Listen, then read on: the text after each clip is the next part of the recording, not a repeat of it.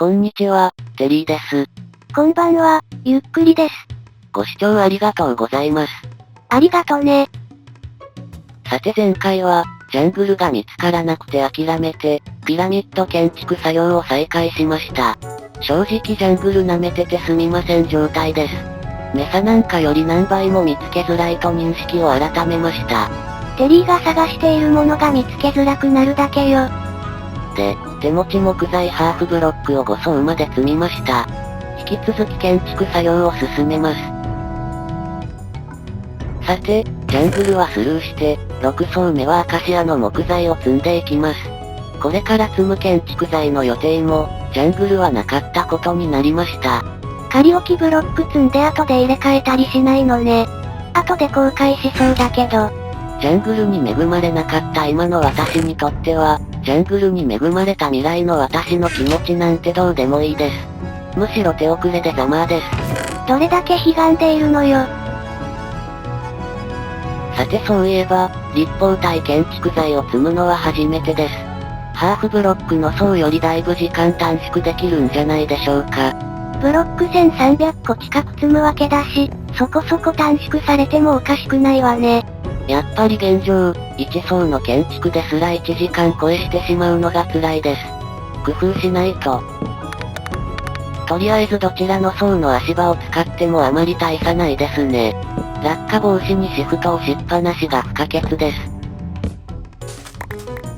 で、砂をかき分けている時に気づいたのですが、いつもの忘れ物です。もうエンダーチェスト首にぶら下げておいたら？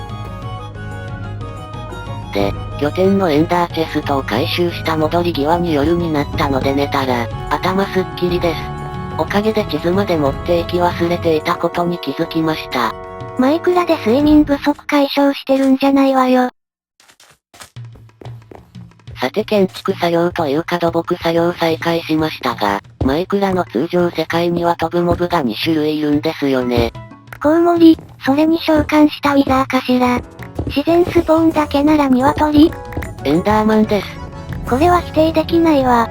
一応エンダーパールを補充しようと追いかけましたが結果はともかく、考えてみるとピラミッドに積んだブロックを引っこ抜かれてしまうことが後々にありそうです。対策しようがないわね。いえ、抜かれたブロックを積み直すための予備のブロックを用意する、という意味では対策が不可欠なんですよ。でもどれだけの数の予備が必要なのでしょうか。悩ましいです。さてここまでは赤い線が途切れなく見えてます。つまりこの砂岩のトンネルがまだ差し掛かってないわけですが。そろそろ取り壊し作業が始まるわね。もったいないけど非常にならないと企画が進みません。その後すぐ、サボテンの横にブロックを置いたらサボテンが壊れてびっくりしました。育てたことも飾ったこともなかったものね。さて、ピラミッド東側の砂漠と草原の境目に差し掛かったところで、子供ゾンビが。子供はなぜか太陽に強いのよね。本当にゾンビなのでしょうか。しばらくしたら私に気づいたようで、結局経験値の肥やしになりました。無邪気に遊ぶ子供を痛めつけるとかひどいわね。そんなこと言われても。さて、時は進んで最後の一辺に取り掛かっているところです。削ってアイテム化したブロックは最下層まで散乱し、拾い集めるのが結構面倒だったりするんです。これはどうしようもないわね。まあともかく6層目完成です。所要時間は1時間20分で、1層前より10分短くて済みました。あまりハーフブロックとの差はなかったわね。さて間を空けずに7層目、次は松の木材を積んでいきます。まあ馬車馬のごとく頑張り続けないと終わらないものね。で、ふと思ったのですが、さらに一段下の足場から積んだらシフトをしっぱなしが不要になるんじゃないでしょうか。おっと、タイミングがまあまあシビアです。けど慣れると断然早いかも。練習する価値はありそうね。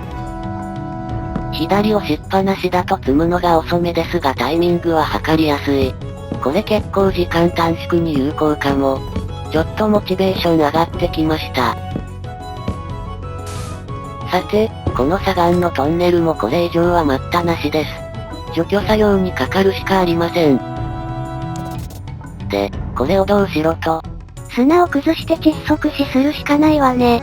それ以外にいくらでも選択肢があると思います。けど、砂岩の上の砂の存在を考えながらじゃないと案外作業が危ないですね。さて一つ目の頂点を越えてブロックを積んでいるところで、声がせず、砂を踏みしめる足音のみが聞こえます。つまりクリーパーということね。今回はここが砂漠だから気づけましたが、いつか不意打ちされそうな気がします。さて、ピラミッド周辺の景色として一番気に入っている海洋まで来ました。そこの鶏いつも泳いでいて、ちょっと和めるポイントでもあります。もはや水鳥ね。いつもここでは、この先の長いサバンナ大地に備えて気合を入れ直しています。けどそのサバンナ大地ですが、ぼちぼち低くなってきた感じがしてきました。いつの間にか最も高い場所を抜けてしまったようね。どうやら峠を越えたようです。砂漠の方はというと、砂漠丘陵は相変わらずの高さですが、それ以外のエリアはぼちぼち砂岩を見かけにくくなっています。もう少しで砂の除去作業すらいらなくなるわね。おかげでだいぶまたモチベーションが回復してきました。で、7層目が完成。所要時間は1時間と10分で、また10分短縮しました。このままいけば14層目では所要時間が0になるのね。その計算通りなら、15層目は14層目より10分早く完成します。さて、ツルハシの2本目とシャベルの耐久ゲージはまだ余裕があり、まだまだ積んでいけそうです。8層目は多くの木材ね。そろそろ一周で1時間切れそうな気がするし、より一層気合い入れていきます。時間が惜しいので、砂岩のトンネルの取り壊し作業をもったいながっている余裕がありません。非常に徹して無心に作業に専念します。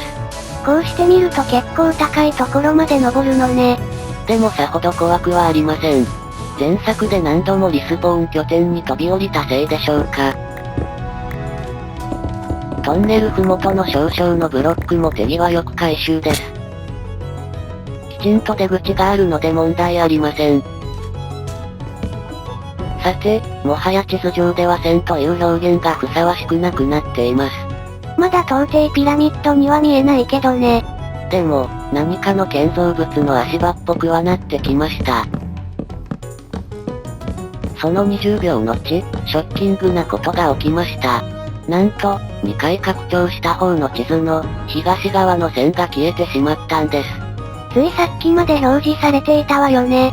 地図が書かれる仕組みは、私が想定してたよりもはるかに複雑だったようですが、とにかくショックです。多くの木材を配置すれば線が復活と思いきや、綺麗に消え去ったままとなってます。なかったことにされたジャングルに裏から手を回されたわね。草原から先は線が表示されているのですが、怒りの赤に塗り替えられているようね。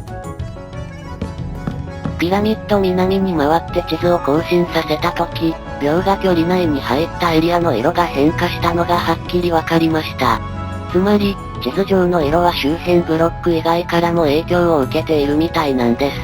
つまりジャングルを敵に回したら大変なことになるわけね。さて8層目完成。所要時間は初の1時間切りで、58分でした。そして次は、ダークオークの木材の出番です。頑張るわね。線が消されたままで地図を並べて飾って終了とするわけにはいきません。意地です。まあでも、私の熱意が届いたようで、線が復活してくれたので一段落しそうです。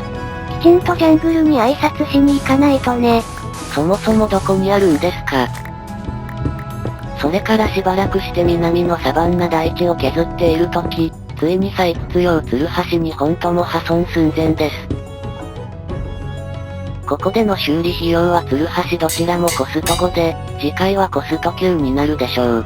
近々シャベルの修繕が控えていることを考え合わせると、この層の次を積んだあたりで経験値が足りなくなりそうです。ということはエンドラ討伐で経験値稼ぎを目指す。つまりネザーに行く頃合いね。で、9層目は53分で完成しました。やっと現実的な時間で収まるようになってきたわね。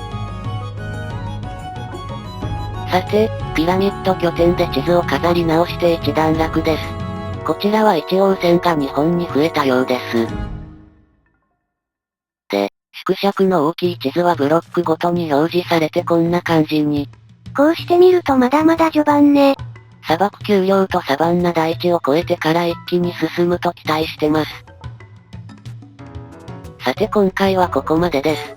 次回は手持ち木材最後の白樺で重層根を積んで、そしてネザー進出予定です。息抜き企画でネザー要塞あっさり見つけちゃったし、もう悪い予感しかしないわよ。まあ、最悪の事態は覚悟してます。それではまたね。バイバイ。